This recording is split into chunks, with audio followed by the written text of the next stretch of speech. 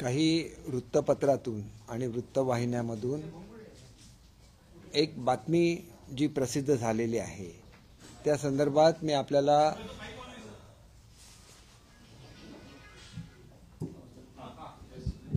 आपल्याला सांगू इच्छितो की मी बीडला गेलेलो होतो आणि हा शासकीय पूजेचा कार्यक्रम होता आणि मी ज्या वेळेला माझी प्रेस चालू होती त्यावेळेला एक मुलगी म्हणजे एक कॅन्डिडेट ह्या प्रेसच्या मध्ये आली.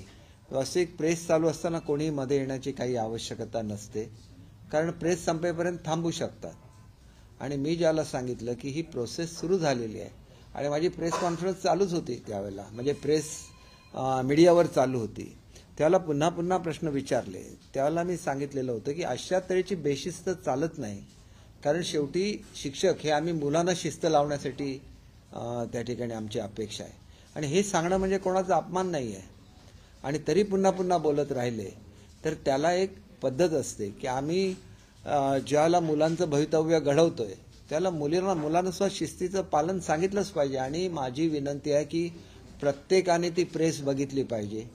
प्रेस बघितल्याशिवाय त्याच्यावर काही कॉमेंट्स देणं हे अतिशय चुकीचं आहे.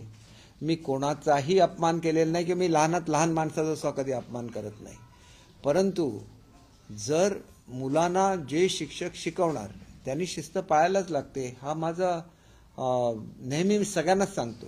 कोणी जर शाळा चुकवून कोणी आंदोलन केलं तरी मी त्यांना सांगतो की कुठल्याही परिस्थितीमध्ये मुलांचं नुकसान होता कामा नये कारण मुलं ही माझ्या डिपार्टमेंटची प्रायोरिटी आहे. मी ज्यावेळेला शिक्षण मंत्री बनलो त्यावेळेलाच मी अनाऊन्स केलेलं होतं की मी 1 वर्षाच्या आत सर्व शिक्षकांचे प्रश्न सोडवेन आणि त्याच्यानंतर माझी प्रायोरिटी ही फक्त विद्यार्थी हे राहील आणि कोणी जर ऑनलाईन अर्ज केलेला असेल तर त्या ठिकाणी कधी जाहिरात येणार वगैरे सगळ्याचं स्पष्टीकरण तिथं लिहिलेलं असतं.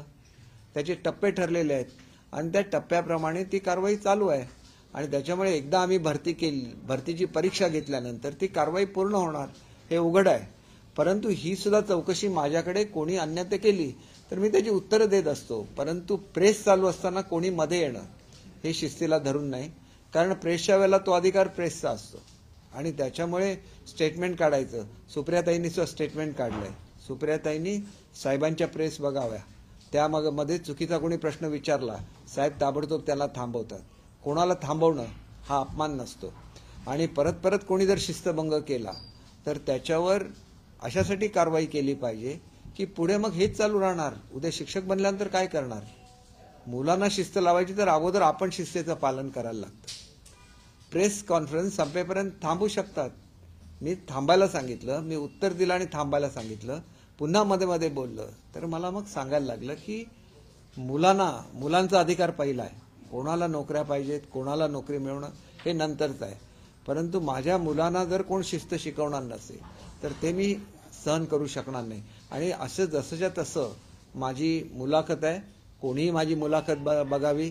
मुलाखत न बघता बातम्या देणं किंवा त्याच्यावर काही कॉमेंट करणं योग्य नाही. त्याच्यामुळे माझी एकच विनंती आहे सगळ्यांनी अवश्य ती मुलाखत बघावी आणि ती मुलाखत बघताना मी काय त्या मुलीशी बोलत अजिबात नव्हतो. माझी प्रेस कॉन्फरन्स सुरू होती. हे अगोदर लिहिलं होतं की शी डिस्टर्ब ड्युरिंग माय प्रेस कॉन्फरन्स आणि असं कोणाच्याही प्रेस कॉन्फरन्समध्ये आता जर मी आपल्याशी बोलतोय आणि ही प्रेस कॉन्फरन्स घेतलं तर त्रयस्थ व्यक्ती येऊन ह्या प्रेस कॉन्फरन्समध्ये काही बोलू शकत नाही. त्यांनी प्रेस कॉन्फरन्स होईपर्यंत थांबावं नंतर मला भेटावं. मी शांतपणे प्रत्येक गोष्टीचं उत्तर देत असतो पण ही शिस्त ज्याला शिक्षक बनायचं त्यांनी ही शिस्त पाळलीच पाहिजे. उद्या मी जर गावामध्ये गेलो तर कुठलाही तलाठी कुठलाही ग्रामसेवक जो शासकीय नोकर आहे अशा तऱ्हेचं बेशिस्त वर्तन करत नाही. आमच्याकडे आम्ही अतिशय आदर हा शिक्षकांचा ठेवतो. ते वेगळ्या तऱ्हेचं प्रोफेशन आहे परंतु त्याचबरोबर सरकारी नोकराचा दर्जा आम्ही त्यांना दिलेला आहे. त्याच्यामुळे ती शिस्त सुद्धा पाळणं अपेक्षित आहे आणि त्याच्यामुळे निश्चितपणे ते तर अजून शिक्षक सुद्धा बनलेले नाही आहेत तर त्यांनी ती शिस्त पाळावी एवढंच मी सांगितलेलं आहे आणि त्याच्यामध्ये चुकीचं काही नाही आहे कारण प्रेस कॉन्फरन्स चालू होती हे त्याच्यामध्ये लिहिलेलं नाही आहे आणि प्रेस कॉन्फरन्सच्या मध्येच एखादी मुलगी येणे की जी कॅन्डिडेट आहे तर ते शिस्तीला धरून नाही. त्यांनी थांबलं पाहिजे माझी प्रेस कॉन्फरन्स संपेपर्यंत आणि ही प्रत्येकाला हे पाळायलाच लागतं पथ्य, आणि ते पथ्य प्रेस कॉन्फरन्स चालू होती हे मुख्य आहे. प्रेस कॉन्फरन्सच्या मध्ये आल्यानंतर तरी पण मी 1 मिनिटात उत्तर दिलेलं होतं की भरतीची प्रक्रिया सुरू आहे. त्याच्यानंतर माझ्याशी चर्चा ही माझी प्रेस संपल्याशिवाय करू शकत नाही, कारण ती ऑनलाईन प्रेस आहे. माझं रेकॉर्डिंग चालू होतं आणि त्याचं रेकॉर्डिंग सर्वांनी अवश्य बघावं, महाराष्ट्रातल्या सर्वांनी अवश्य बघावं, म्हणजे त्यांना कळेल की माझं पूर्ण डेडिकेशन हे विद्यार्थ्यांच्या हिताकडे आहे. आणि कुठलीही बेशिस्त मी विद्यार्थ्यांच्या जे शिक्षक त्यांना शिकवणार आहेत त्यांनी सुद्धा तसंच शिस्तीचं म्हणजे तीच शिस्त पाळावी अशी माझी नॅचरली अपेक्षा आहे. आणि ते जर भरती होत आहेत तर त्यांनी सुद्धा हे समजून घेतलं पाहिजे की पुढच्या काळामध्ये आपण जसं वागणार तसे आपले विद्यार्थी वागणार. आणि त्याच्यामुळे शिक्षकांनी ज्यांना शिक्षक बनायचं आहे त्यांनी सुद्धा शिस्तीचं पालन केलं पाहिजे.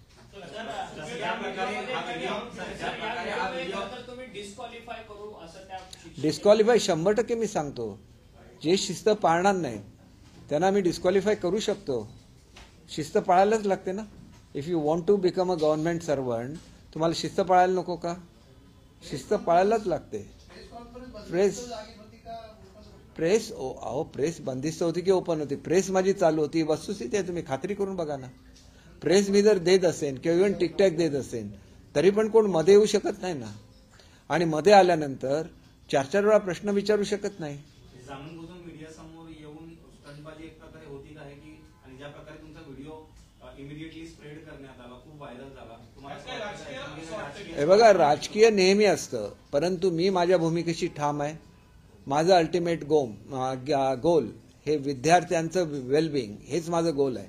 आणि त्याच्यासाठी विद्यार्थ्यांना शिकवणाऱ्यांना प्रत्येकाने शिस्तीचं पालन केलं पाहिजे. तर विद्यार्थी शिस्त पाळणार ना. नाही तर विद्यार्थी उद्या असंच करतील, एखादा मनुष्य बोलत असताना मध्येच जातील. हे कुठेच अलाउड नसतं. आता माझी प्रेस कॉन्फरन्स चालू आहे, मध्येच कोण आलं आणि बोललं चालेल का? पत्रकार विचारू शकतात प्रश्न, हा त्यांचा अधिकार आहे. परंतु दुसरं कोणी येऊन प्रेसच्या मध्ये बोलू शकत नाही. तो शिस्तीचा भाग आहे आणि त्या शिस्तीचं पालन केलंच पाहिजे. आणि मी अनेक वेळेला सांगतो की शिक्षकांचं एखादं आंदोलन असेल तर मी त्यांना विचारतो की तुम्ही मुलांना शिकवण्याची काय व्यवस्था केली आणि तुम्ही इथं आलेला आहे. ते मला विचारावंच लागतं, कारण मुलांचं हित जपणं हे माझं पहिलं कर्तव्य आहे. आणि त्याच्यामुळे अपमान काय केला? अपमान केलाय का? मी अपशब्द बोललोय का? काही केलेलं नाही.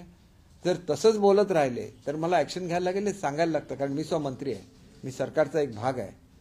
असं कोणी येऊन काही शिस्तीचं हे करू शकत नाही. आणि ज्याला गव्हर्नमेंटमध्ये यायचं आहे त्यांनी तर शिस्त पाळलीच पाहिजे, कारण गव्हर्नमेंटचं वैशिष्ट्य राहिलेलं आहे महाराष्ट्राचं की प्रत्येक गव्हर्नमेंट सर्वंट हा शासनाची शिस्त पाळतोच.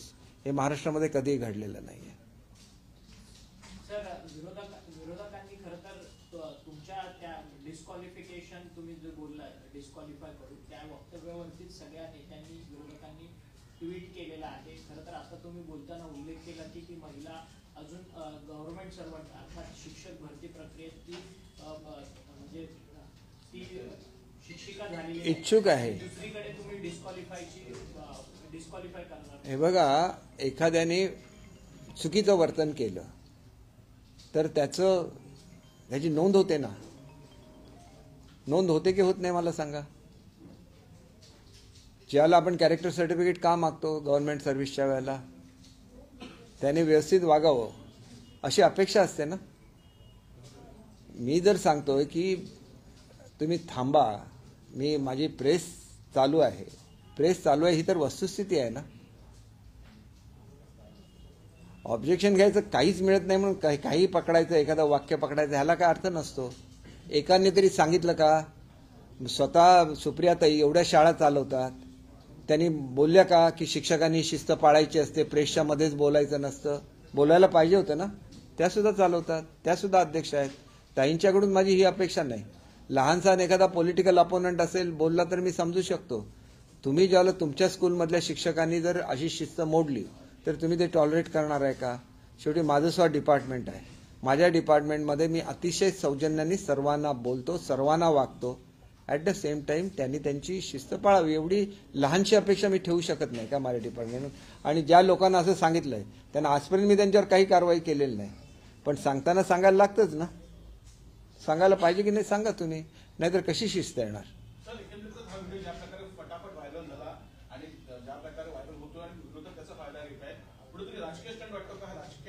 राजकारण तर त्याच्यामध्ये आहेच ना. किती लोकांनी त्या मुलीला बोलवून सांगितलं की प्रेस चालू असताना आपण मध्ये बोलायचं नसतं. त्याला प्रेस संपल्यानंतर मला बोलता आलं असतं की नाही, मी तिथंच होतो. प्रेस कॉन्फरन्स माझी चालू होते, मध्येच येऊन बोलणं हे मुळात चुकीचं आहे आणि ही शिस्त प्रत्येकाने पाळलीच पाहिजे. एक राजकीय प्रश्न आहे की उद्धव ठाकरेंनी आज एकनाथ शिंदेच्या बाबतीत जे काही शब्दप्रयोग केले या सगळ्यावरती शंभूराजांचं असं म्हणणं आहे की आम्ही ते सगळे ऑडिओ आणि व्हिडिओ क्लिप्स मागवून देणार आहोत, त्यामध्ये कोणते शब्दप्रयोग आहेत का याचा आम्ही लीगल ऍडवाइस घेणार आहोत. याच्या आधी जो नारायण राणेंना न्याय लागला तोच येणार का उद्धव ठाकरेंना लागेल सरकारला असं नाही. बघा ह्याच्यावर मी याच्यावर आता कॉमेंट करू शकणार नाही, कारण मी हे संपूर्ण त्यांची क्लिप वगैरे बघितलेली नाहीये. परंतु अपशब्द वापरणं ही मुळात महाराष्ट्राची संस्कृती नाही. तुम्ही छोटंसं असं सांगितलं की कारवाई करेन, तर त्याच्यावर एवढं मोठं राजकारण करतात. तुम्ही किती अपशब्द वापरता? मी तर अजिबात एकही अपशब्द वापरत नाही, कोणालाही नाही किंवा त्या व्हिडिओमध्ये वापरलेलं नाही. मी एवढंच विचारलं की मुलांचं हित माझी पहिली प्रायोरिटी मुलं आहेत आणि मुलांना शिस्त शिकवणं हे शिक्षकांचं काम आहे. त्याच्यामुळे अशा तऱ्हेचं वर्तन मला शिक्षकांकडून अपेक्षित नाही. आणि तरी ती मुलगी बोलत राहिली तर मी त्याला सांगितलं असंच बोलत राहिली तर मला त्याची नोंद घ्यायला लागेल ना, कोण मुलगी होती, काय बोलते, आणि मला तसं डिपार्टमेंटला कळवायला लागेल काय कसं वॉर्न करायचं, काय करायचं ते. सर, आज उद्धव ठाकरेंनी पत्रकार परिषद घेतली आणि या पत्रकार परिषदेमध्ये मुख्यमंत्र्यांच्या बाबतीत त्यांनी जे विधान केलंय त्या बाबतीत आता तुमचा पक्ष अधिक आक्रमक झाले, त्यांच्या वक्तव्याची तपासणी केली जाईल असं म्हटलं जाते. त्यांच्यावरती सुद्धा नारायण राणे यांच्यासारखीच कारवाई केली जाणार का सरकारकडनं? बघा, ज्या पद्धतीने त्यांनी कारवाई केली ती कारवाई करण्यासारखं आमचं सरकार नाही आहे. त्यांनी अगदी त्यांना जेवत असताना तिथून उठून अटक केलेली आहे, ही आमची मुळात संस्कृती नाही. आणि त्यांना चोख उत्तर देण्याएवढं आम्ही सक्षम आहोत.